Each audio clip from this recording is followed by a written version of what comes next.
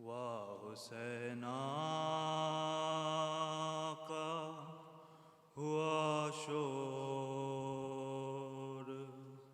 حرم میں برپا ہو کے رخصت جو چلے گھر سے شہ کرب و بلا کہہ کے یہ دوڑی سکینہ کے ٹھہر جاؤ ذرا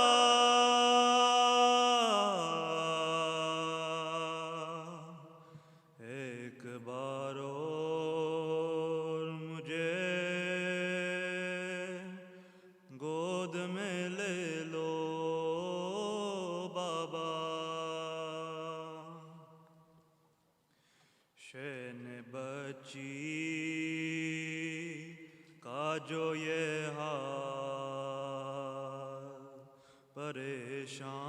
پریشان دیکھا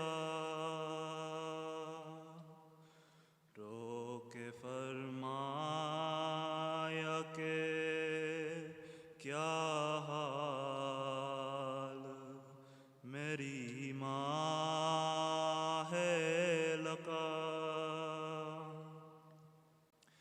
جوڑ کر نن سے ہاتھوں کو سکینہ نے کہا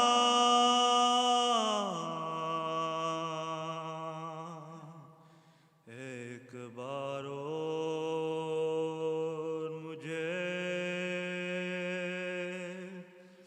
گود میں لے لو بابا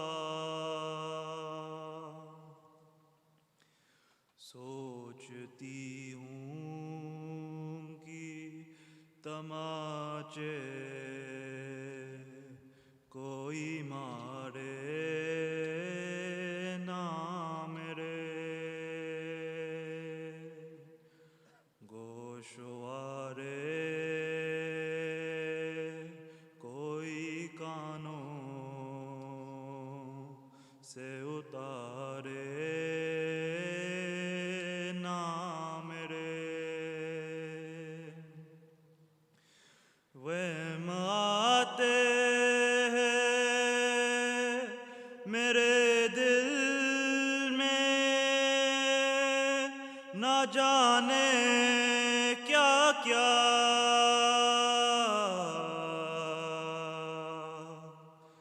ایک بار اور مجھے گود میں لے لو بابا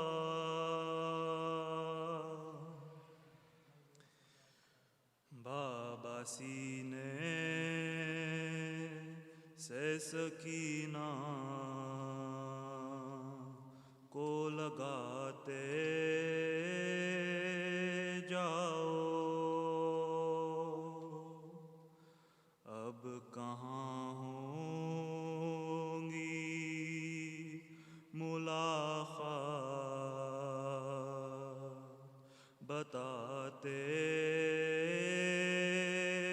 جاؤ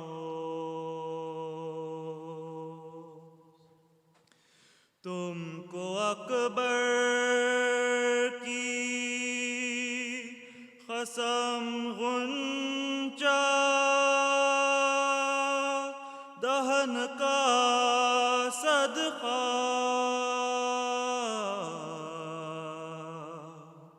ایک بار اور مجھے گود میں لے لو بابا اب میں پیاسی ہوں نہ پانی کی ضرورت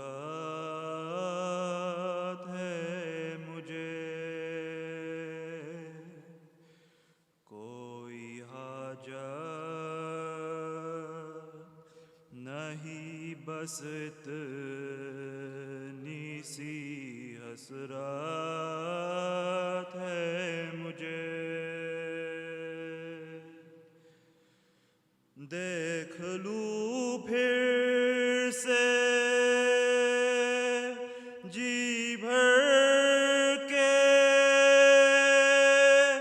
تمہارا چہرہ،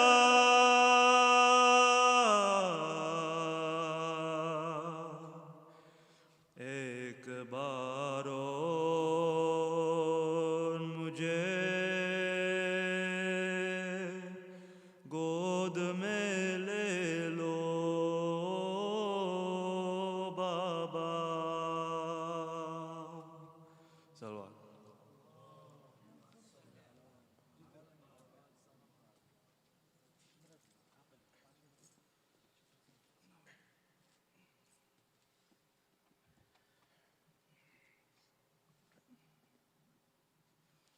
مومنین بآواز بلند صلوات۔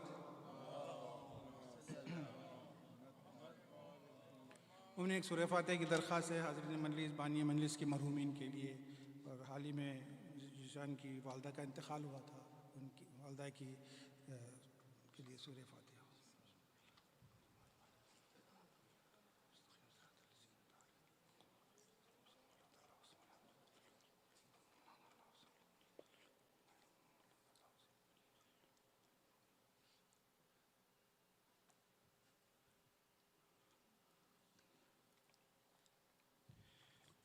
صلوات بر محمد و آل محمد۔ کون معصوم ہوا طوق سلاسل میں اسیر، کون ہے وہ جسے پہنائی وہ دوہری زنجیر، تازیانوں سے عدو دیتے تھے کس کو تاخیر، کس کی ماں کو مجمع میں ہوئی ہے تشہیر، کس کی ماں بہنوں کی مجمع میں ہوئی ہے تشہیر، طے کوئی کرنا طے کوئی کرنا سکا جس کو یہ وہ منزل ہے، صبر ناموس کے بارے میں بہت مشکل ہے، صبر ناموس کے بارے میں بہت مشکل ہے، کر گئے تھے جو وصیت شہیدی وقت اخیر،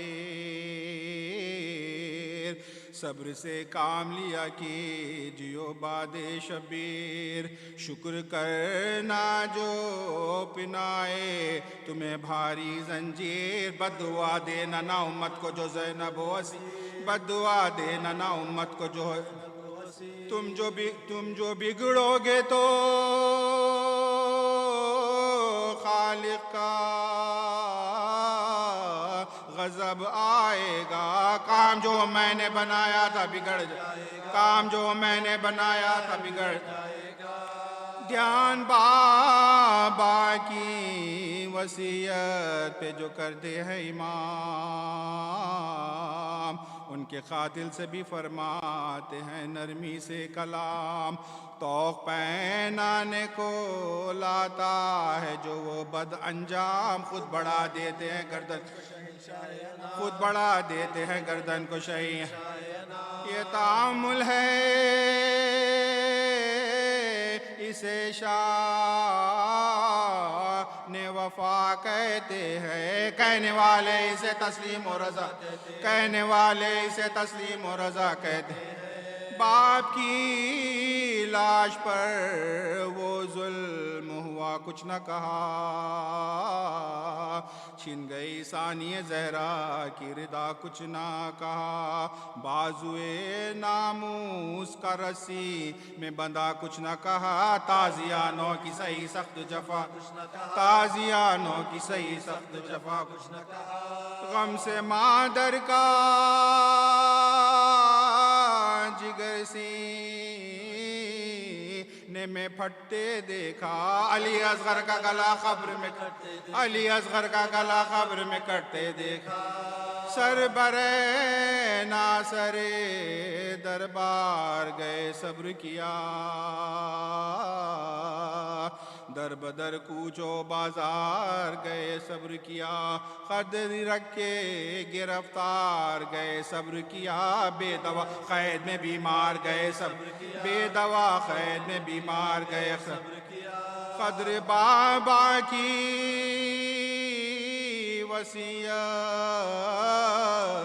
کی دکھائی تو نے خبر ہاتھوں سے سکینہ کی بنائی خبر ہاتھوں سے سکینہ کی بنائی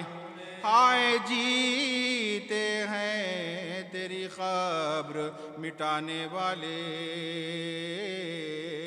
خلد میں احمد مرسل کو رلانے والے چشم انصاف سے دیکھو تو زمانے والے کیسے ہوتے ہیں محمد کیسے ہوتے ہیں محمد کے گھرانے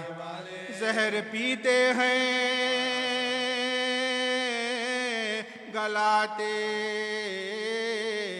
سے کٹواتے ہیں قبر میں جا کے بھی آرام نہیں قبر میں جا کے بھی آرام قبر میں جا کے بھی آرام نہیں پاتے ہیں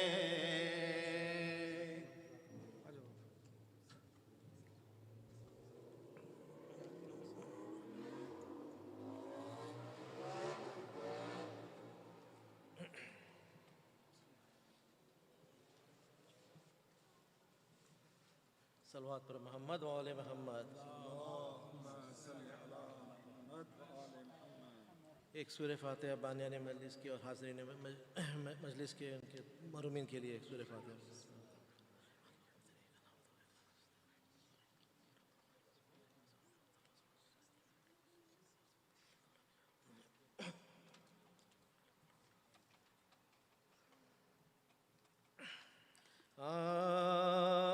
زندہ میں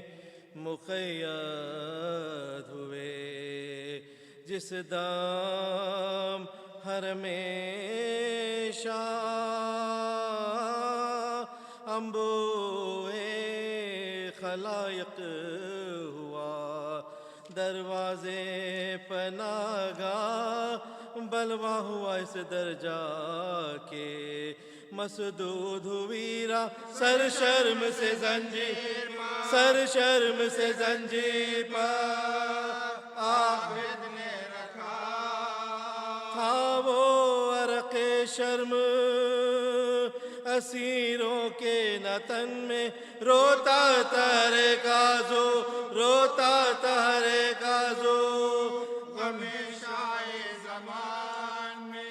مشغول جو تھے کھیل میں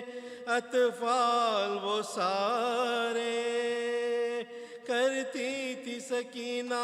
وہاں حسرت سے نظارے کہتی تھی کہ کیا ہو گئے ہم جولی ہمارے بابا علی اصغر کو سب بچے یہاں کھیلتے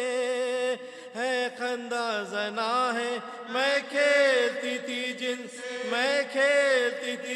سے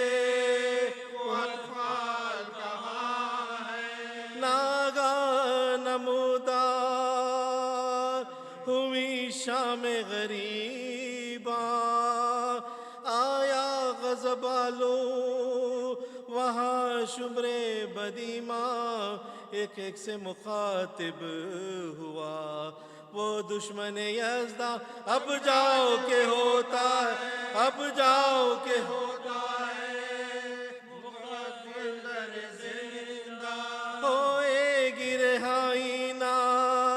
کبھی آل ابا کی کل دیکھیو پھر سے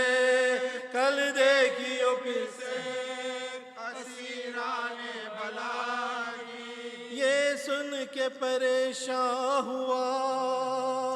انبو وہ سارا گم ہو گیا ایک شخص کا فرزند خزارہ چلایا پدر اس کا رہا دل پن یارا فرزند بھی بابا فرزند بھی بابا اسے کہنے کے پکار، وہ طفلی لپٹنے جو لگا کے پدر سے پیدا ہوئے کا سکینہ کے جگر سے بر بر کے دم سر یہ بانوں سے گفتار، اس بچے کو دیکھو کہ کیا خوش ہے یہ دلدار، کیا نام پدر پیار سے لیتا ہے ہر بار، ایک ہم ہے کہ باپ کی دل میں جو میرے درد ہے خالق پہ آیا ہے، میں کس کو کہوں باپ، میرا باپ کہاں ہے؟ بابا میرے ہوتے تو انہیں کہتی میں بابا، اب باپ کہاں جس کو کہوں باپ میں دکھیا، یوں کوئی پدر بیٹی سے غافل نہیں ہوتا، حیران بابا کے آدھا نے ہمیں خیر کیا شام میں لا کر، بابا میرے کیوں مجھ کو نہیں ڈھونڈتے آپ، یہ کہ سکینہ پہ جو رقت ہوئی تاری، بس ہائے پدر کہہ کے کئی بار پکاری، تڑپی جو زمین پر تو زمین ہل گئی ساری، جھنجلا کے کہا شمر نے پھر اب خوب رلاؤں گا تجھے، میں نہ ڈروں گا، رہے تجھ کو اسیروں سے جدا کروں گا۔ پھر شمر نے بازوئے سکینہ کو جو پکڑا، کنبے کی طرف اس نے عجب یار سے دیکھا، سب قیدیوں میں قیامت ہوئی برپا، سجاد کے قدموں پر مچا یوں لپٹی تھی بھائی سے وہ اس خوف و خطر سے، ایک ہاتھ تو گردن میں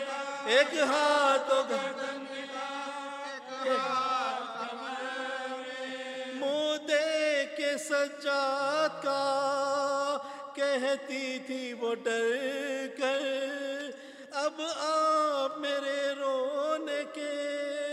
ضامن ہو برادر، گر تم سے چھٹی زی میری ہوئے گی کیوں کر، اب رو تو جو چاہے کرے بھیا، مجھے تو شمر سے اس وقت بچا لے، اب رو تو کر دیجیے ظالم کے حوالے، اب رو سو میں روئی نہ پھر روں گی زنہار، اب رو اگر باپ کو اپنے تو گنہگار، فرماؤ کہ اب چھوڑ دے مجھ کو یہ جفا کا، بازو میرا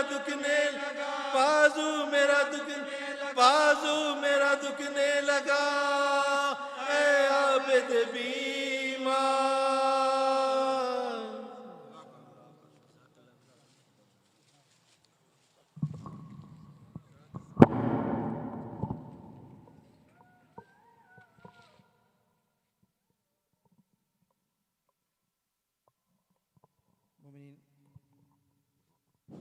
مومنین آپ سے گزارش،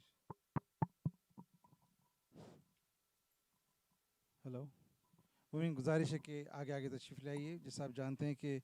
بعد میں انشاءاللہ پورا ہال فل ہو جاتا ہے، پھر بیچ مجلس میں زحمت دینا پڑتا ہے فساد کو۔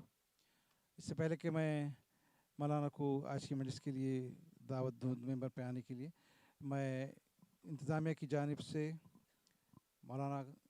صفی حضرت صاحب کا تہہ دل سے شکر گزار ہوں کہ انہوں نے ہماری اتنی شارٹ نوٹس پہ ہماری دعوت قبول کی اور آج کی اس مجلس کو خطاب کرنے کے لیے تمام مصروفیت کے باوجود یہاں پر شرکت فرمائے۔ پروردگار سے دعا ہے پروردگار انہیں اسی طرح تبلیغ حقائق میں انشاءاللہ مشغول و مشغول رکھے اور ان صحت و تندرستی کے ساتھ دین کی خدمت پہ انشاءاللہ آمد رکھے۔ مومنین، ایک سورہ فاتحہ گزارش ہے آج کے ہمارے اسپانسر ذیشان بھائی اور ان کے اہلیہ کے تمام مرحومین اور آپ تمام حاضرین کے مرحومین، ان سب کے لیے ایک فتح سورۃ المبارک الفاتحہ۔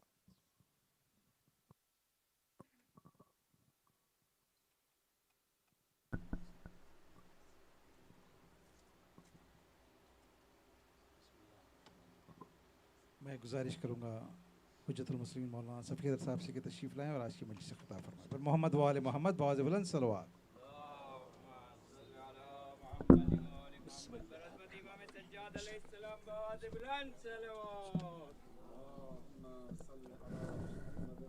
سجاد تیرے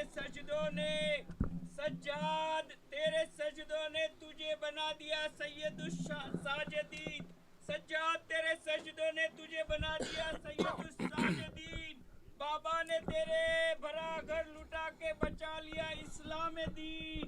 ارے پھوپھی نے تیری بچا کے تجھ کو، ارے پھوپھی نے تیری بچا کے تجھ کو کر دیا احسان دین۔ کوفہ اور شام کے بازار میں، کوفہ اور شام کے بازار میں تو روتا رہا رات و دن۔ برحمت امام سجاد علیہ السلام بآواز بلند صلوات۔ اللهم صل على محمد وآل محمد۔ رحم اللہ من قرأ الفاتحہ۔ بسم اللہ الرحمن الرحیم۔ إياك نعبد وإياك نستعين اهدنا الصراط المستقيم صراط الذين أنعمت عليهم غير المغضوب عليهم ولا الضالين۔ صل على محمد وآل محمد۔ أعوذ بالله من الشيطان اللعين الرجيم۔ بسم الله الرحمن الرحيم۔ الحمد لله رب العالمين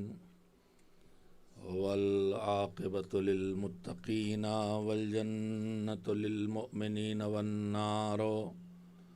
للملحدين والكافرين والمشركين والمنافقين، والصلاة والسلام على سيد الأنبياء والمرسلين سيدنا ونبينا وشفيعنا أبي القاسم محمد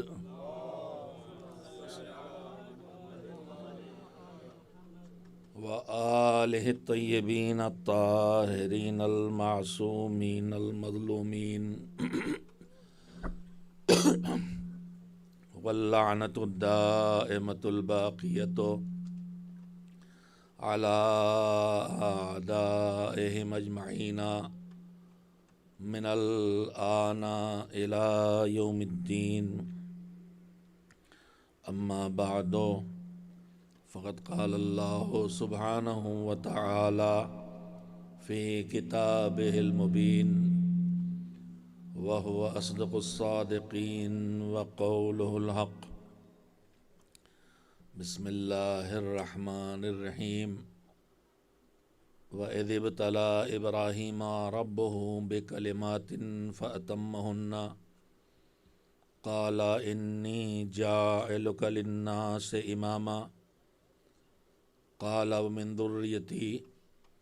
قال لا ينال عهد الظالمين۔ صلوات بھیجیں محمد و آل محمد علیہ السلام پر۔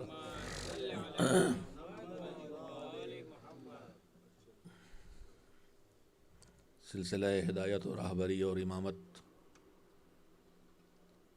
جن مرحلوں سے گزرا ہے اور وفات وفات و شہادت پیغمبر اکرم حضرت محمد مصطفیٰ صلی اللہ علیہ وآلہ وسلم کے بعد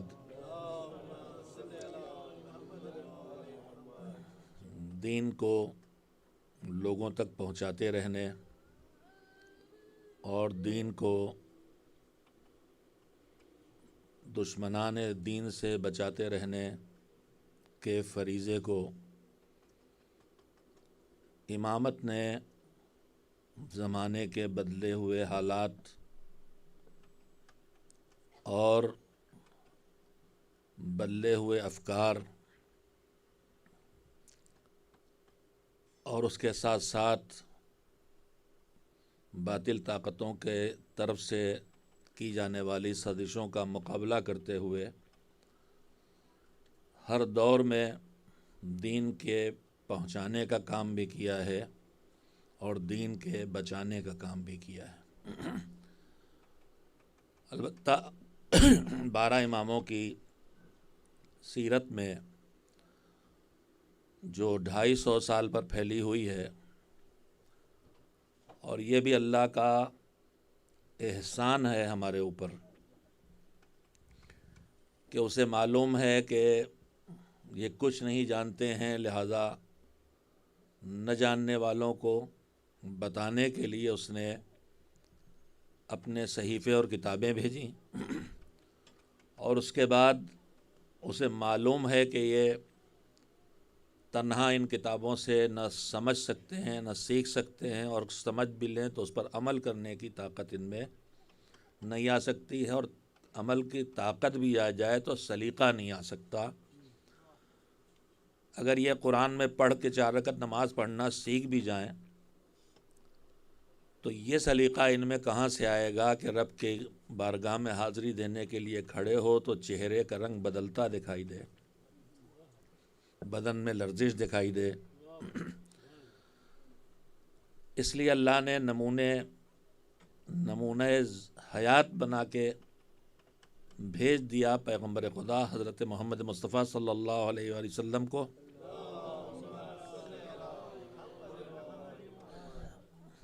مگر وہ دین جو قیامت تک باقی رہنا ہے، اس دین کو پہنچانے کے لیے حضور کو صرف 23 برس ملے۔ یہ اور بات ہے کہ حضور نے 23 برسوں میں جن حالات سے تبلیغ دین کا آغاز کیا تھا وہاں سے نکال کے کہاں تک پہنچایا، دونوں طرف قرآن مجید اشارہ کرتا ہے۔ سورہ جمعہ میں حضور کی بعثت کے تذکرے کے فوراً بعد ارشاد ہوتا ہے وَإِن كَانُوا مِن قَبْلُ لَفِي ضَلَالٍ مُبِينٍ، پہلے سے وہ لوگ کھلی ہوئی گمراہی میں پڑے تھے۔ یہاں سے تبلیغ دین کا آغاز حضور نے کیا ہے، لیکن 23 برسوں میں مکے کے 13 برس اور مدینے کے 10 برسوں میں دین پہنچا کے آخری حج کر کے غدیر کے میدان میں رک کے آگے بڑھ جانے والوں کو پیچھے بلا کے پیچھے رہ جانے والوں کا انتظار کر کے سب کو ایک نقطۂ اعتدال پہ روک کے کجاووں کا منبر بنا کے علی کو ہاتھوں پہ اٹھا کے یہ اعلان کر کے کہ من کنت مولا ہو فہذا مولا، جس کا میں مولا ہوں اس کے یہ علی مولا ہیں، دین کو ان اونچائیوں پہ پہنچا دیا کہ اللہ نے آواز دی رضیت لکم الاسلام دینا۔ کھلی گمراہی سے جن کا کام شروع کیا تھا انہیں وہاں تک پہنچا دیا ہے کہ اللہ کہہ رہا ہے آج تمہارے دین سے ہم راضی ہو گئے۔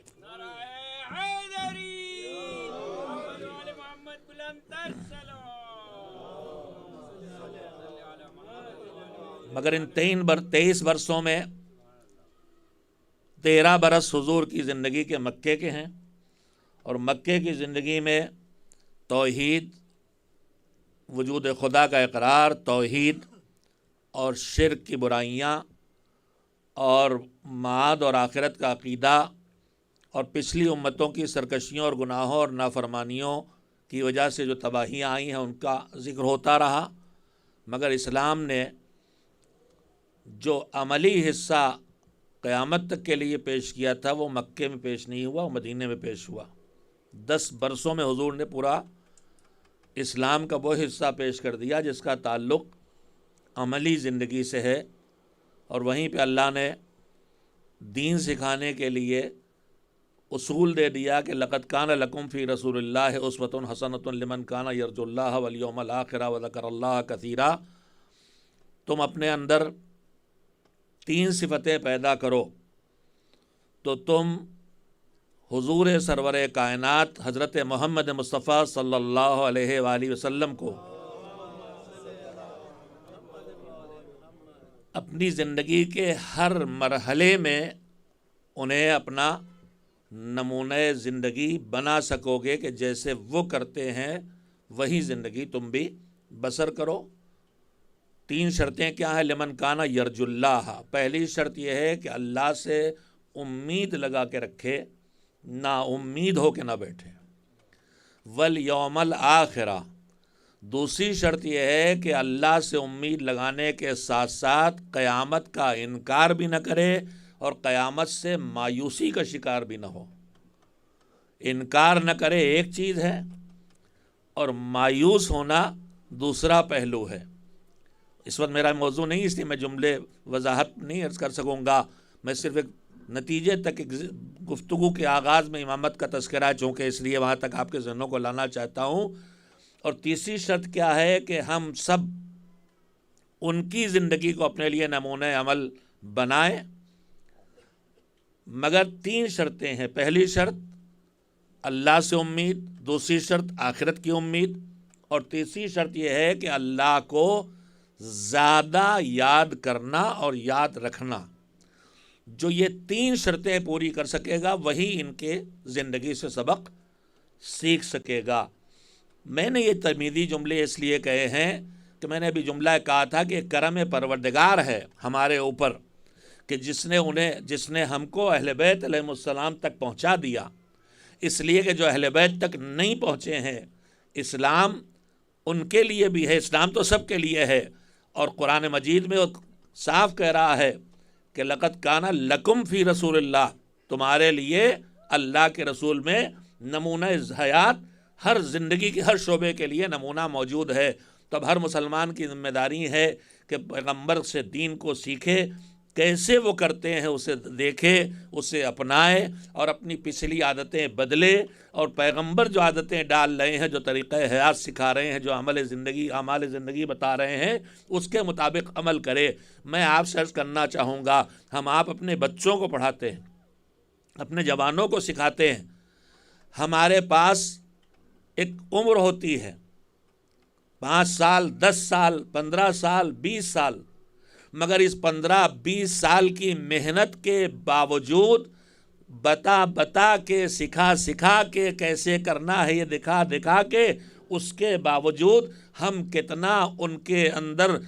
पुख्ता कर पाते हैं और कितना उन्हें नहीं सिखा पाते। हमने वज़ू सिखाया फिर भी गलतियां हो रही हैं, हमने समाज सिखाई फिर भी गलतियां हो रही हैं, हम सब ये देखा करते हैं। तो मेरे अजीज़ों, अगर कोई जो हर वक्त किसी के साथ है, वो भी 10-20 साल, चाहे अपनी औलाद ही क्यों ना हो, उसे पूरी तरह से सिखाए और ये पूरी तरह से सीखे, तब भी इतनी पुख्तगी इसमें नहीं आती है कि फिर उसमें कोई कमी न रह जाए, कोई गलती न रह जाए। तो जो पूरी उम्मत को सीखना था, और सिर्फ 10 साल नबी की ज़िंदगी थे, मदीने की ज़िंदगी थे, इसमें उम्मत सीख के कितना सीख पाती। नतीजा ये होता कि इस्लाम थोड़े दिनों में बिल्कुल गायब हो गया होता, लेकिन परवरदिगार आलम ने रिसालत के ख़ात्मे पर अहले बैत मोहम्मद को इमामत की ज़िम्मेदारियां दे के रिसालत को 250 साल पर फैला दिया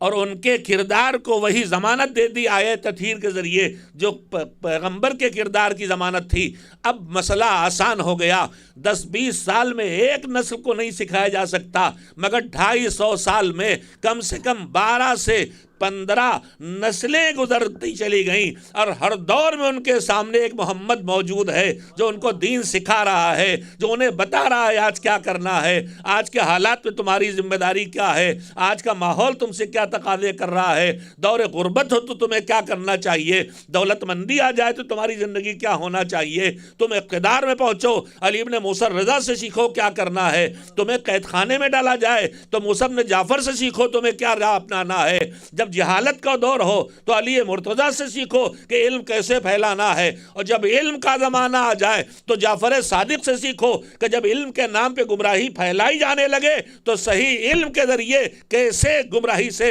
लोगों को बचाना है। तो जो काम 10 साल में नहीं हो सकता था वो 250 बरसों में फैला के इमाम को हमारे लिए नमूने हयात करार दे दिया। बुज़ुर्गों से जो ना जुमला आपके सामने दोहरा रहा हूँ, इसी का नतीजा है कि एक ही रसूल के मानने वालों के मुसल्ले 4 हैं मगर 12 इमामों के मानने वाले का मुसल्ला 1 है। सलावत भेजें मोहम्मद व आले मोहम्मद अलैहिस्सलाम पर। मैं जल्दी से इतना वक्त भी इन तमीदी गुफ्तगू नहीं लेना चाहता, लेकिन बातें कहने के लिए उससे इब्तिदा कुछ न कुछ कहीं से शुरू करना ज़रूरी होता है ताकि जहनों को वहाँ तक पहुँचाया जा सके। ये पहली गुजारिश की थी कि 250 साल नमूना हमारे सामने मौजूद है। दूसरी बात जो उससे ज़्यादा अहम है, आप हजरात की खिदमत में अर्ज़ करना चाहता हूँ, परवरदिगार आलम ने हमारे लिए दीन तैयार किया मगर पूरा दीन पहले ही नबी या रसूल के साथ नहीं आया, इसलिए कि कानून फितरत भी है और मुबल्लिगीन और हादियान दीन ने भी ये सिखाया है कि जिससे तुम्हें बात करना है उससे देखो कि उसके पास कितनी गुंजाइश है। तुम्हारे पास जो कुछ है, जितना इल्म है, जितना तजर्बा है, वो सब उसमें बर्दाश्त करने की सलाहियत है कि नहीं है। हम आप सब देखते हैं कि यही सब्जेक्ट जो बच्चे को फर्स्ट में केजी में पढ़ाए जा रहे हैं, यही जाके डिग्री में, ग्रेजुएशन में, पोस्ट ग्रेजुएशन में पढ़ाए जाते हैं। यहाँ भी वही सब्जेक्ट होता है, यहाँ भी साइंस लिखा हुआ, वहाँ भी साइंस लिखा हुआ है, यहाँ भी मैथमेटिक्स है, वहाँ भी मैथमेटिक्स है, लेकिन जिसे हमें वो इल्म देना है उसकी इस्तेदाद और सलाहियत के मुताबिक दिया जाता है, पहली बात। दूसरी चीज़, दीन सिर्फ इल्म का नाम नहीं, दीन सलीक़े ज़िंदगी का नाम है। लिहाजा जैसे जैसे ज़िंदगी बढ़ेगी वैसे वैसे नए क़वानीन की ज़रूरत पड़ेगी। जनाब आदम आए हैं, छोटा सा कुनबा है, एक घर है, एक ख़ानदान अभी नहीं बना है, अभी तो एक घर है, तो वहाँ मसाइल छोटे से हैं, बहुता से मामला चाहिए, लेकिन अब इनकी औलाद फैलेगी, कुनबे बने, अब कज़न्स आ गए, अब ख़ानदान बढ़ना शुरू हो गए, अब कबीले आना शुरू हो गए, तो नए कबीले आए, नई नस्लें आई, नए ख़ानदान आए, मसाइल खड़े हुए। अब नए मसाइल खड़े हुए तो फिर नए कवानीन उसके लिए चाहिए। आप मजलिसों में सारी बातें सुनते रहते हैं, मैं इसको कम से कम वक्त दे के वो बात आपकी खिदमत में करना चाहता हूँ जिसके लिए मैंने ये गुफ्तगू शुरू की है। लिहाजा दीन शुरू में पूरा नहीं आया, ज़रूरत के मुताबिक थोड़ा थोड़ा से अहकाम आते रहे। शरीयत, अलबत्ता मैं लफ्ज़ दीन जो बोल रहा हूँ इसकी मैं इस्लाह कर दूँ, दीन अव्वल से आखिर तक सिर्फ उन चीज़ों का नाम है जिन्हें हमें मानना है। अकायद के मजमूए का नाम है दीन, और उन अकायद के नतीजे में कैसे ज़िंदगी बसर करना है, इस सलीक़े हयात का नाम है मज़हब और शरीयत। अंबिया और मुरसलीन दीन तो वही शुरू से आज तक लाए, वही इस्लाम है, वही तौहीद है, वही क़यामत है, वही अदालत का नज़रिया है, वही विलायत इमामत का नज़रिया है, वही खिलाफत का नज़रिया है, वही इसमत का नज़रिया है, उसमें कोई तब्दीली नहीं है। लेकिन ज़रूरियात ज़िंदगी जैसे बढ़ेंगे वैसे कानून बदलते हैं और बढ़ते हैं, उसका नाम शरीयत है। जनाब आदम के दौर में मुख्तसर सी ज़िंदगी थी, लिहाजा पूरे एक पैकेज की ज़रूरत भी नहीं थी, कुछ मामूली से अहकाम आ गए और इंसान आगे बढ़ा। लेकिन जनाब नूह के आते आते अब आबादी इतनी बढ़ गई है कि पहली मरतबा शरीयत आई। अच्छा, कुरान करीम ने जहाँ शरीयत भेजी है, अल्लाह ने जहाँ शरीयत भेजी, वहीं कुरान करीम में इस बात का मुसलसल तज़किरा है कि अंबिया मुरसलीन भी भेजता रहा है वो, और किताबें और सहीफ़े भी भेजता रहा है। सहीफ़े जो किताब की भर नहीं है लेकिन उनमें पैगाम खुदा है, वो भी आते रहे। तो मैं आपसे पहली गुजारिश यहाँ पे तवज्जो हासिल करना चाहता हूँ, जनाब नूह शरीयत लेके आए। जनाब नूह के साथ सहीफ़े आए, निज़ाम दीन आया, मज़हब आया, क्या करना है बताया। मगर अब नूह के बाद ज़माना गुज़रते गुज़रते फिर इंसानियत फैली, फिर नए मसाइल खड़े हुए, फिर ज़रूरत पड़ी, तो अब जनाब नूह के बाद जनाब इब्राहीम आ गए। तो जनाब इब्राहीम आए हैं तो इसीलिए तो आए हैं कि अब वो लाएंगे, नई शरीयत लाए। नई शरीयत लाए तो नई शरीयत क्यों लाए हैं? इसलिए कि अब वो कवानीन लाएंगे जिनकी पहले ज़रूरत नहीं थी। तो नूह की उम्मत को जो मिला, जब जनाब इब्राहीम जो कुछ लेके आए तो उम्मत इब्राहीमी को वो सब मिला जो उम्मत नूह को मिला, लेकिन उम्मत इब्राहीमी को वो भी मिला जो जनाब नूह की उम्मत को नहीं मिला। अब आप तवज्जो हो गए हैं, जनाब मूसा आएंगे तो जनाब मूसा फिर नए कवानीन लेके आएंगे, नई शरीयत लेके आएंगे, नया निज़ाम लेके आएंगे। तो इसमें से वो बातें जो पहले अंबिया और मुरसलीन के साथ थी वो बाकी हैं, वो तो पिछली उम्मतों को मिली हैं। मगर अब जनाब मूसा के पास जो नया आया है वो इनकी उम्मत को मिलेगा, इनसे पहले जनाब इब्राहीम जनाब नूह की उम्मत को नहीं मिला। इसी तरह जनाब ईसा तवज्जो दे लें, यहाँ तक के आखिरी पैगम्बर हज़रत मोहम्मद मुस्तफ़ा सल्लल्लाहु अलैहि वसल्लम तशरीफ़ ले आए और उनके साथ साथ आखिरी किताब भी आ गई। किताब के बाद किताब क्यों बदलती है, मैंने थोड़ा वक्त ज़्यादा ही ले लिया है, इमाम मासूम के तज़किरे के लिए भी गुंजाइश बाकी रहना चाहिए, बहुत थोड़ा सा वक्त रह जाता है मेरे पास। मैं जल्दी से बात को ख़त्म करूँ, मुझसे एक बात पूरी हो जाए। मेरे अजीज़ों, जो किताब के बाद किताब, इंजील के बाद तौरात के बाद ज़बूर के बाद सहीफ़ों के बाद सहीफ़े आते चले जा रहे हैं, तो कुरान मजीद में जो आया है उनमें वो सब है जो इंजील में है, जो ज़बूर में है, जो तौरात में है, जो सहीफ़ों में है, लेकिन इनमें वो भी है जो इससे पहले नहीं था। आखिरी पैगंबर जो शरीयत लाए, जो पीछे की शरीयतें हैं वो कवानीन इसमें हैं, लेकिन उसके बाद वो भी है जो पिछली शरीयतों के पास, पिछली शरीयत अहले मिल्लतों के पास नहीं था। अजीज़ों, हम खुशकिस्मत हैं कि हम उस उम्मत में आए हैं जिसे आखिरी किताब भी मिली है, आखिरी नबी भी मिला है। यानी अल्लाह के पास से जितना निज़ाम हिदायत आना था वो पूरा आ चुका और वो हमें मिल गया। अब इसके बाद सिलसिला इमामत शुरू हुआ। मैंने अभी आपकी खिदमत में अर्ज़ किया, सिलसिला इमामत की दो हदफ हैं। पहला हदफ यह है कि वो दीन को लोगों तक पहुंचाते रहें, समझाते रहें, बताते रहें, और दूसरा हदफ यह है कि उसको बचाते और उसकी हिफाजत करते रहें। और ये 250 साल में सिलसिला इमामत की जिम्मेदारी है कि बदले हुए हालात में भी, चाहे हालात कितने ही कैसे ना हो जाएं, दीन की राह पर कैसे बाकी रहा जाता है ये वो सिखाते रहें। तो पहले इमाम आए, ख़ास हालात में गुजरे, मौला अली तशरीफ़ लाए, जो भी उनके हालात ज़िंदगी हैं गुजरे, उन्होंने उसमें सुकूत भी इख्तियार किया, उन्होंने उसमें खिताबत भी फरमाई और अपने हक़ का मुतालबा भी किया। उन्होंने उसमें जब ज़ाहिरी खिलाफत दबाव डाली गई तो इख्तियार भी किया। उन्होंने उस दौर में जंगें भी लड़ीं, उस दौर में मस्जिद क़ज़ावत पे बैठे, उस दौर में मिंबर इल्म पे भी तशरीफ़ फरमा हो के ऐलान भी किए, सलूनी क़ब्ला अन तफ़क़िदूनी। तो एक दौर ज़िंदगी है मौला अली का, वो गुज़रा। जैसे ही वो दौर ख़त्म हुआ, इमाम हसन मुज्तबा आए। इमाम हसन मुज्तबा आपका ये नया सिलसिला नहीं शुरू करेंगे, वही जो पैगाम अली है, जो पैगाम मोहम्मद है, वो आज के हालात के तहत उसे पेश करेंगे।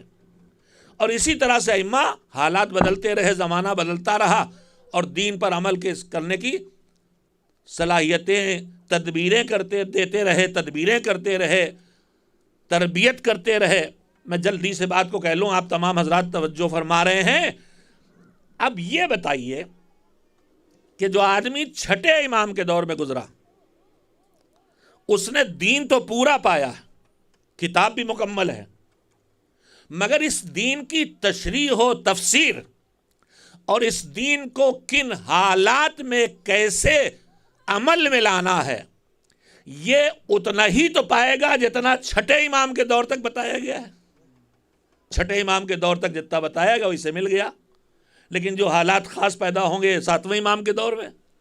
ان حالات میں دین کا تقاضا کیا ہے، دینی زندگی کیسے بسر کرنا ہے، دین پہ عمل کیسے کرنا ہے، ان حالات میں کیا چھٹے امام کے دور والے کو وہ نہ معلوم ہو پائے گا جو ساتویں امام کے دور والے کو معلوم ہو گیا۔ میں نے پھر بات کہہ لی آپ سے، جیسے ہر نبی کے بعد والا پچھلے نبی والی چیزیں سب اسے مل جاتی ہیں، اسے وہ بھی مل جاتا ہے جو اس نبی نے کے ذریعے ملا ہے، ویسے ہی ہر امام کے دور میں آنے والا پچھلے اماموں کی دی ہوئی برکات، نعمتیں، ہدایات، تعلیمات، جو کچھ بھی ہے وہ سب کو پا جاتا ہے۔ لیکن جو 9ویں امام کے دور میں آیا ہے وہ 8ویں امام کے دی ہوئی نعمتوں سے تو محظوظ ہوگا، لیکن پھر جو 10ویں امام سے ملنے والا وہ اسے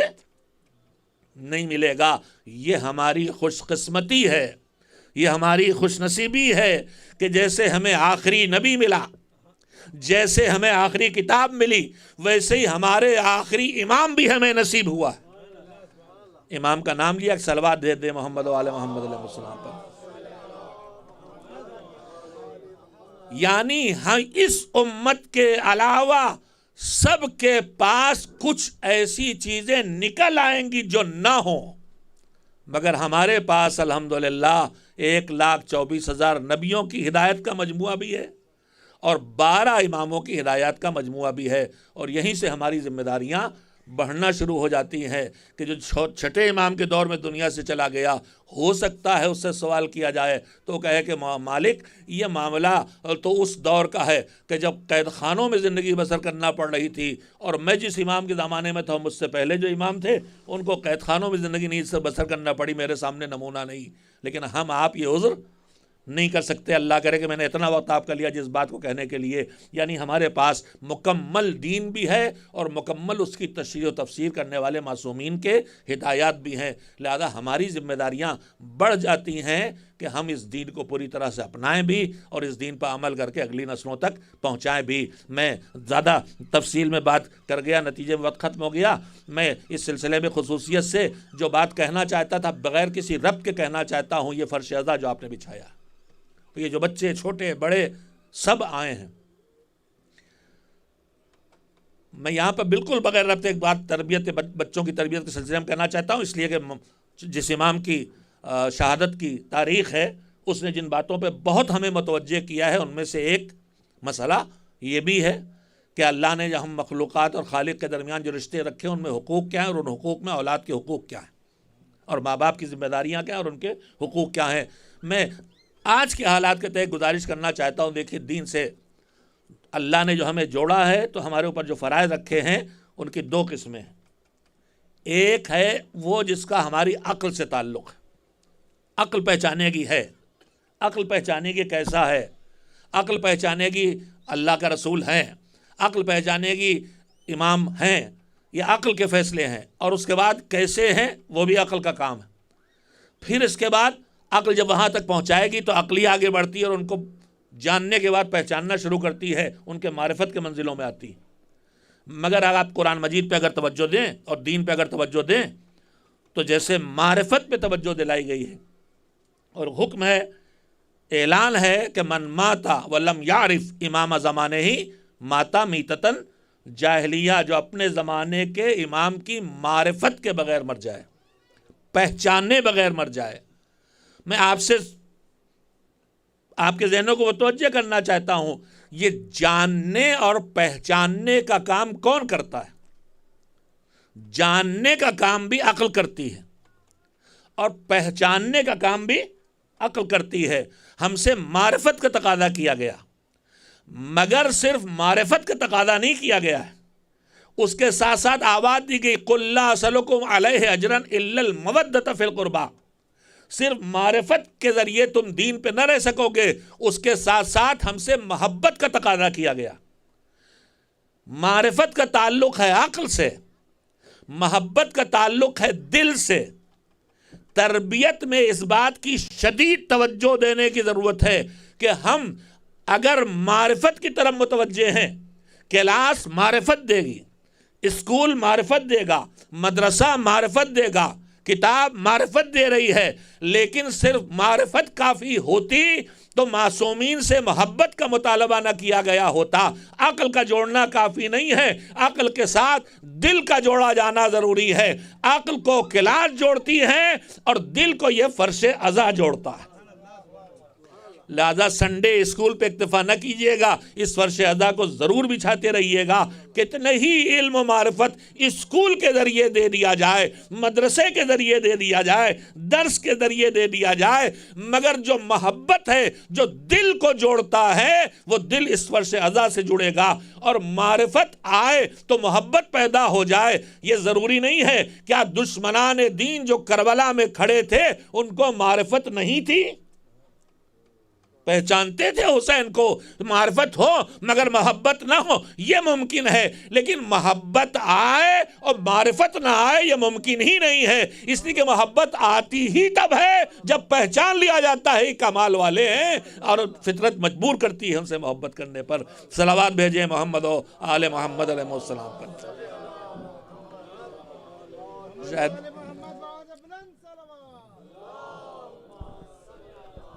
گزارش کی جا رہی ہے کہ تھوڑا سا اور آگے آ جائیں، ایسے مجلس اب ختمی ہونے والی، نماز نزدیک۔ صلوات اور بھیجیں محمد و آل محمد علیہ السلام پر۔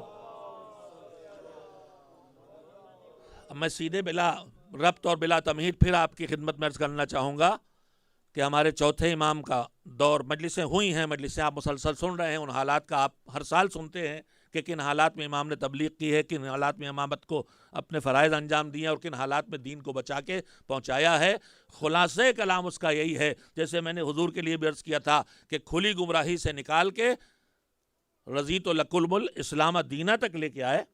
اسی طرح سے سید سجاد کا دور وہ دور ہے کہ جب تاریخ کہتی ہے کہ 5 گنتیوں پہ گنے جانے والے شیعہ بچے تھے، 5 بچے تھے، اور سید سجاد نے ایک خطبہ جو شام میں دیا ہے، اس کے بعد راہ کربلا و کوفہ و شام کے خطبات کے علاوہ مدینے واپسی پر خطبہ ہے۔ اس کے بعد نہیں ڈھونڈے ملتے کہ امام نے کسی اور موقع پر بھی خطبہ دیا ہو۔ کیوں؟ اس لیے کہ ان کی بات نہ سنی جائے، ساری طاقت دنیا اس پہ لگائی ہے۔ اور جو راہ وقوف و شام میں بھی خطبہ دیا ہے، وہ مجمع ان کو سننے نہیں آیا تھا، انہوں نے سنا دیا، ان کو سننے نہیں آیا تھا، اور انہوں نے سنا دیا، اور اتنا سنایا کہ وہ وہیں سے معرفت حاصل کر کے بھی گئے ہیں۔ لیکن اس کے بعد دور امام ایسے گزرا ہے کہ سننے والے نہیں۔ علامہ جوادی اللہ مقامہ کے جملے ہم سب خطبہ دہراتے رہتے ہیں کہ ایک علی پہلا ہے، ایک علی چوتھا ہے۔ پہلا علی وہ ہے کہ جسے سننے والے ملے تو اس نے ممبر پہ بیٹھ کے سننے والوں سے خطاب کر کے بات کی تو وہ نہج البلاغہ وجود میں آ گئی، اور جب سننے والے نہ ملے تو اپنے رب کی طرف رخ کر کے مصلی بچھا کے جو گفتگو کی تو وہ صحیفہ کاملہ بن گیا۔ اور صحیفہ کاملہ کے لیے ابھی میں نے جملہ پڑھا ہے امام خمینی رحمت اللہ علیہ کا، کہ انہوں نے فرمایا کہ ایک قرآن ہے جو ادھر سے ادھر نازل ہوتا ہے، وہ بھی گفتگو ہے، اللہ کی بندے سے گفتگو ہے، اور یہ گفتگو بندے کی اللہ سے ہے۔ اس کے لیے انہوں نے لفظ استعمال کیا قرآن صاعد، وہ ہے قرآن نازل ہونے والا قرآن، اور یہ ہے قرآن اوپر جانے والا قرآن۔ وہ بھی پڑھنے والا ہے، یہ بھی پڑھا جانے والا ہے، وہ بھی سمجھا جانے والا ہے، یہ بھی سمجھا جانے والی دعائیں ہیں، وہ بھی سکھانے والی کتاب ہے، یہ بھی سکھانے والی کتاب ہے۔ تو ان حالات میں مولانا نے ماحول تیار کیا، اور جہاں چند سننے والے نہ تھے، 5ویں امام کا دور آتے آتے آپ دیکھیں کتنا بڑا انقلاب آیا ہے کہ جس کنبے کے بزرگ کی بات سننے کے لیے 4 آدمی مول نہ رہے ہوں، انہی کا بیٹا جب ممبر پہ آ کے بیٹھتا ہے تو مسجد النبی سننے والوں سے بھری ہوئی ہے، اور ہزاروں قلم کاغذ پہ رکے ہیں کہ کیا زبان سے نکلے اور کیا ہم اسے فوراً محفوظ کر لیں۔ یہ وہ کامیاب ترین دور امامت ہے جو ہمارے چوتھے امام کی زندگی سے ایک نمونہ اس کا سامنے آتا ہے۔ ایک صلوات بھیجیں محمد و آل محمد علیہ السلام پر۔ میں جاتے جاتے بالکل خاتمے میں کم سے کم مولا کی سیرت کے بھی کچھ، شاید بڑھاپے کی وجہ سے اب میں تھوڑی بات زیادہ دیر تک کہنے کا عادی ہو گیا ہوں۔ بہرحال جاتے جاتے کم سے کم ایک چھوٹی سی حدیث آپ کو سنا کے جاؤں تاکہ ذہنوں میں رہے تو ہمارے کام آئے۔ حدیث نہیں بلکہ اسی صحیفہ کاملہ کے دعائے مکارم الاخلاق، حدیث بھی ہے ظاہر ہے، وہ دعائے مکارم الاخلاق کے کچھ جملے ہیں دیکھیے قرآن مجید نے اور دین نے اور مذہب نے اور ائمہ تحرین نے سب نے ہم کو جن چیزوں کی بہت قیمت بتائی ہے اور اہمیت بتائی ہے، اس میں ایک ہے انسان کی جان، مال، آبرو، دین، یہ سب انسان کی بیش قیمت چیزیں ہیں اور مذہب ان کی حفاظت کا ذمہ دار ہے۔ جان کے بچانے کے لیے مذہب اپنے احکام بدلتا ہے۔ وضو حرام ہو جائے گا، روزہ حرام ہو جائے گا اگر جان نہیں بھی، صحت کو بھی خطرہ پیدا ہو رہا، اتنا جان کو اور صحت کو مذہب اہمیت دیتا ہے۔ پورے مذہب میں کہیں بھی اپنے جان کو خطرے میں ڈالنے کی اجازت نہیں ہے، اور نہ کسی کو یہ اجازت ہے کہ اپنی موت کی دعا کرے۔ موت کی دعا کی اجازت بھی نہیں ہے، لیکن ایک صورتحال ہے، میں بس صرف تبرکاً حدیث سنا رہا ہوں کہ جس میں امام میں معصوم نے اس صورتحال میں ہمیں جو سبق سکھایا ہے کہ ایسے جینے سے مر جانا اچھا ہے۔ سورہ دعائے مکارم الاخلاق کا جملہ ہے، بسم اللہ الرحمن الرحیم، الہی امرنی ما کان عمری بذلتن فی طاعتک، اے پروردگار مجھے عمر دے، مجھے زندگی دے، مجھے میری زندگی لمبی کر، ما کان عمری بذلتن فی طاعتک، جب تک کہ میری زندگی تیری اطاعت میں بسہولت بسر ہوتی رہے۔ امرنی ما کان عمری بذلتن فی طاعتک فاذا صار عمری مرتعا للشیطان، لیکن اگر میری زندگی شیطان کی چراگاہ بن جائے، چراگاہ کا منظر ایک ذرا سے تصور کر لیں، چراگاہ میں جب جانور چھوڑے جاتے ہیں تو کوئی کہیں زمین سے اکھاڑ کے پھینک دیتا ہے، کوئی شاخیں کاٹتا ہے، کوئی پھول کاٹتا ہے، کوئی کلی کاٹتا ہے، کوئی پھل برباد کر کے رکھ دیتا ہے، اور چراگاہ بے بس و بے کس ہے، جس کا جو جی چاہے اس کے ساتھ کرے۔ شیطان کی چراگاہ بن جائے اگر انسان، کیا مطلب؟ آنکھیں اس کے قابو میں چلی جائیں، زبان اس کے اختیار میں چلی جائے، جب چاہے جھوٹ بلوائے، جب چاہے توہین مومن کروائے، جب چاہے غیبتیں کروائے، کان اس کی اختیار میں چلے جائیں، جب چاہے حرام باتیں سنوائے، جب چاہے گانے سنوائے، پورا وجود اس کی چراگاہ بن جائے، اس کے اختیار میں چلا جائے۔ فَإِذَا سَارَ عُمْرِي مَرْتَعًا لِلشَّيْطَانِ فَاقْبِضْنِي إِلَيْكَ، تو میرے مالک گناہ تو ہوں گے مجھ سے، لیکن اگر میرا پورا وجود شیطان کی چراگاہ بن جائے کہ میرا پورے ہاتھ، پیر، زبان، آنکھیں، کان سب شیطان کے قابو میں چلے جائیں، تو معبود اب یہ زندگی مجھے نہیں چاہیے، فَاقْبِضْنِي إِلَيْكَ، مجھے اپنی طرف بلا لے۔ قبل ان یسبق الی مقتک او یستحکم علی غضبک، اس سے پہلے کہ تیری ناراضگی کا رخ میری طرف ہو جائے، اور اس سے پہلے کہ تیرا غضب اور تیرا عذاب میرے لیے پختہ ہو جائے۔ یعنی امام نے اس بات کی طرف متوجہ کیا ہے کہ گناہوں کے زندگی ڈوبنے سے پہلے آدمی کی منزل ہے کہ اس سے اچھا ہے کہ مر جائے، اس سے اچھا ہے کہ موت کے حوالے کر دے۔ بس وقت ختم ہے، اس لیے میں بات کو یہیں ختم کرتا ہوں۔ ہمارے چوتھے امام کی زندگی کے جو اہم ترین پیغامات ہیں، ان میں سے ایک نمایاں پیغام یہ بھی ہے کہ آپ کے القاب سے دو بڑے کارناموں کی اور دو بڑے امور کی طرف اشارہ ملتا ہے۔ ایک آپ کا لقب ہے زین العابدین، سید الساجدین، عبادت گزاروں کی زینت، اور دوسرے آپ کے القاب میں ایک لقب ہے البکا، یعنی بہت زیادہ رونے والے۔ زمین پر 4 رونے والوں کا تذکرہ ہے، اس میں سے ایک ہمارا امام ہے جس نے 35 سال شہادت، بابا کی شہادت کے بعد جب بھی کوئی موقع آیا ہے تو بابا پہ گریہ کیا ہے، چاہے کہیں جانوروں کے کٹے ہوئے سر دکھائی دے جائیں تو نوک نیزہ پہ بابا کا سر یاد آتا ہے اور گریہ شروع ہو جاتا ہے۔ اس لیے جانوروں کے سروں پہ لوگ کپڑے ڈال کے رکھتے ہیں کہ فرزند پیغمبر ادھر سے گزرے تو انہیں اذیت نہ پہنچے، اور اگر کہیں دکھائی دے گیا کہ کوئی کسی جانور کو ذبح کرنے کے لیے لے جا رہا ہے تو وہیں رک کے پوچھ لیتے تھے، یہ بتا بھائی کہ اسے پانی پلا لیا ہے کہ نہیں؟ اور جیسے ہی بتانے والا بتاتا تھا کہ ہم کسی جانور کو پیاسا ذبح نہیں کرتے، فریاد کرتے تھے، بابا بابا ہر ایک جانور بھی پیاسے ذبح نہ کیے جائے، مگر بابا آپ کو پیاسا ذبح کر دیا گیا۔ غلام اور کنیز مسلسل راوی ہے، روزہ رکھتے تھے، شام کو افطار سامنے آیا، گریا شروع ہو گیا۔ کسی نے کہا ایک لقمہ کھانا کھا لیجئے، کہا کیسے کھائیں، میرا بابا بھوکا مارا گیا۔ کسی نے کہا 6 گھونٹ پانی پی لیجئے، کہا کیسے پیئیں، میرا بابا پیاسا مارا گیا۔ ساری زندگی اپنے بابا کا ماتم کیا۔ کربلا میں مصیبتوں کا انبار تھا، مگر ان مصیبتوں میں ہم مجلسوں میں سنتے رہتے ہیں، ایک مصیبت تھی کوفہ و شام کا سفر، جہاں بے چین ہوتی تھی سید سجاد کی طبیعت، اور اتنی بے چین کہ جب کوئی پوچھتا تھا مصیبت سب سے زیادہ کہاں پڑی ہے تو جواب میں کہتے تھے شام شام شام، جہاں ہمیں غلاموں اور کنیزوں کی طرح گھم پھرایا جا رہا تھا اور ہماری بیویوں کے سروں پہ چادر نہ تھی۔ 3 مصیبتیں ہیں جن پر سید سجاد بہت بے چین ہوئے ہیں۔ ایک بابا کی بھوک اور پیاس انہیں ہر وقت بے چین کرتی تھی،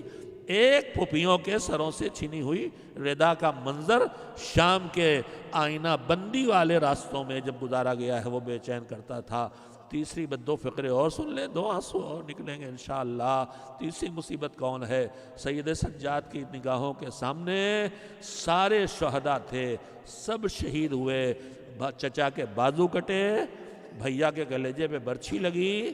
بھائی کے جسم کو پامال کیا گیا، بابا کا سر کاٹا گیا، بابا کے لاشے کو پامال کیا گیا۔ یہ ساری مصیبتیں تھیں، مگر کون سی مصیبت سید سجاد کو سب سے زیادہ بے چین کیے ہے؟ مختار کی حکومت قائم ہوئی، جناب منہال حج کرنے آئے، حج کر کے مدینے آئے امام سے ملنے۔ امام نے پوچھا کوفے سے چلے حالات کیا تھے؟ کہا مختار کی حکومت قائم ہو چکی تھی اور وہ ایک ایک قاتل حسین سے بدلہ لے رہے تھے، ایک ایک کربلا کے ظالم سے بدلہ لے رہے تھے۔ سید سجاد نے خبر سنی تو یہ نہ پوچھا کہ میرے بابا کے سوکھے گلے پر خنجر چلانے والا شمر زندہ ہے کہ نہیں، یہ نہ پوچھا کہ میرا چچا کے بازو کاٹنے والا ظالم سزا پا گیا کہ نہیں، یہ بھی نہ پوچھا کہ میرے بھیا کے گلے پہ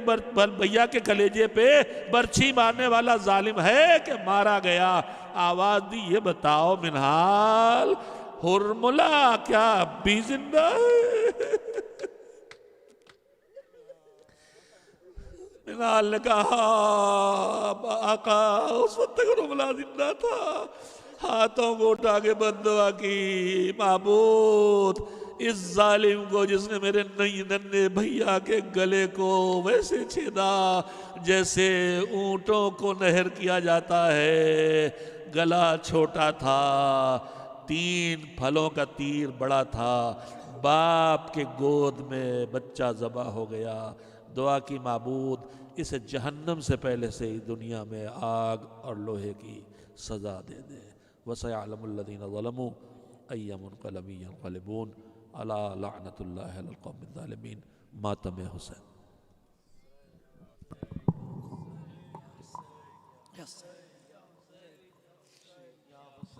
یا حسین شیعہ و جنازہ اٹھتا ہے چوتھے امام کا، شیعہ و جنازہ اٹھتا ہے چوتھے امام کا، ابتر ہے حال باخیر عالی مقام کا، ابتر ہے حال باخیر عالی مقام کا، ماتم ہے سوگوار شہ تشنا کام کا، پھر آج شاد ہو گیا دل اہل شام کا، نوحہ یہی ہے آل رسول انام کا، سجاد داغ لے گئے دربار عام کا، شیعہ و جنازہ اٹھتا ہے چوتھے امام کا، شیعہ و جنازہ اٹھتا ہے چوتھے امام کا، ابتر ہے حال باخر علی مقام کا، ابتر ہے حال باخر علی مقام کا، میت کے ساتھ ساتھ ہے زہرا کی یہ صدا، اولاد پر میری یہ ستم و محمدہ، مارا ہے میرے پوتے کو امت نے بے قطع، تڑپا دیا حسین کو مرقد میں کیا کیا، شیعہ و جنازہ اٹھتا ہے چوتھے امام کا، شیعہ و جنازہ اٹھتا ہے چوتھے امام کا، ابتر ہے حال باخر عالی مقام کا، کس جرم پر شقی نے دیا زہر ہائے ہائے، تا شام کربلا سے نہ کیا کیا جفا اٹھائے، جس شکر کوئی شکوہ زباں پر کبھی نہ لائے، کیا تھی یہی قطعِ شہیدی کوئی بتائے، وہ جنازہ اٹھتا ہے چوتھے امام کا، شیعو جنازہ اٹھتا ہے چوتھے امام کا، اب تر ہے حال فخر عالی مقام کا، اب تر ہے حال فخر عالی مقام کا، کوڑوں کی اپنی پشت پہ لے کر گئے نشان، بعد حسین روتے رہے شاہ انس و جاں، جو پوچھتا کہ گزری مصیبت بڑی کہاں، فرمائے شام شام بسد نالا و فغاں، جو جنازہ اٹھتا ہے چوتھے امام کا، شیعو جنازہ اٹھتا ہے چوتھے امام کا،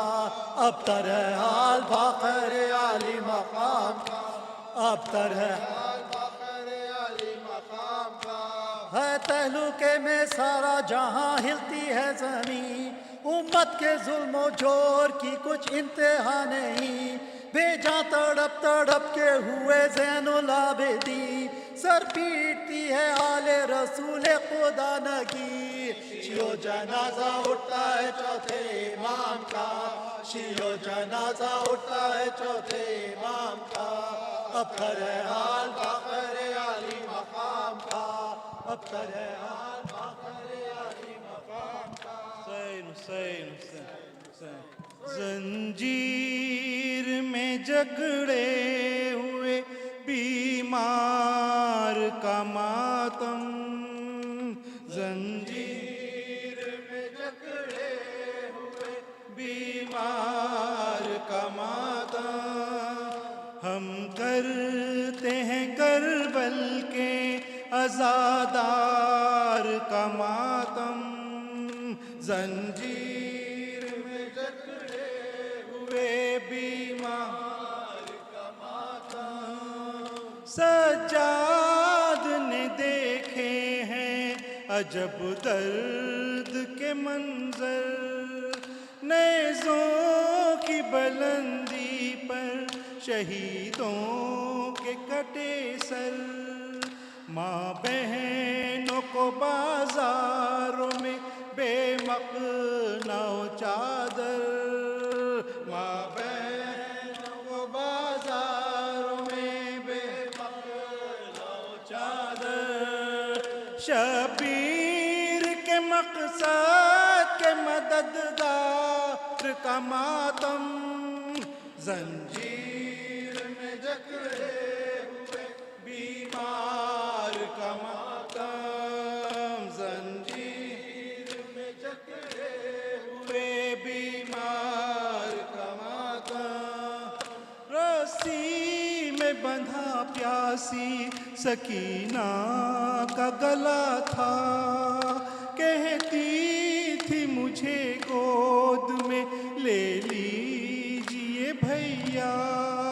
کس طرح سے دیتے اسے سجاد دلاسا، کس طرح سے دیتے اسے سجاد دلاسا، ہے طوق و سلاسل کے گرفتار کا ماتم، زنجیر میں جکڑے ہوئے بیمار کا ماتم، زنجیر میں جکڑے ہوئے بیمار کا ماتم، بے پردہ وہ بازاروں میں تھے وارث تطہیر، عورتوں کے گراں پہنے ہوئے صبر کی تصویر، آزادی کا پیغام سناتی ہوئی زنجیر، آزادی کا پیغام سناتی ہوئی زنجیر، ہوتا ہے اسی قافلے سالار کا ماتم، زنجیر میں جکڑے ہوئے بیمار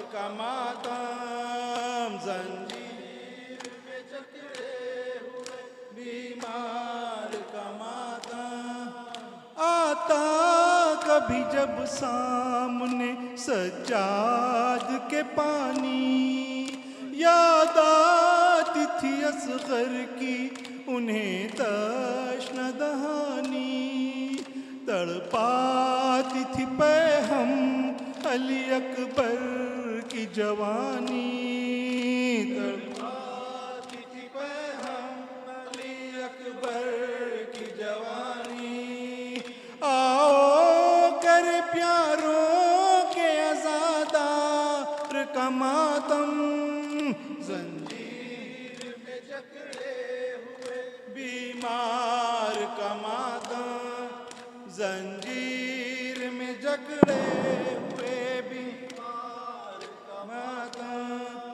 جب پوچھتا کوئی تو عجب ہوتا تھا کوہرام، گزرے ہیں کہاں سب سے زیادہ غم و آلام، دل تھام کے سجاد کہا کرتے تھے الشام، دل تھام کے سجاد کہا کرتے تھے الشام، بازار کا زندان کا دربار کا ماتم، زنجیر میں جکڑے ہوئے بیمار کا ماتم، زنجیر میں جکڑے ہوئے بیمار کا ماتم، حسین حسین حسین حسین حسین یا علی یا علی یا علی، عباس عباس عباس، حسین حسین یا امام۔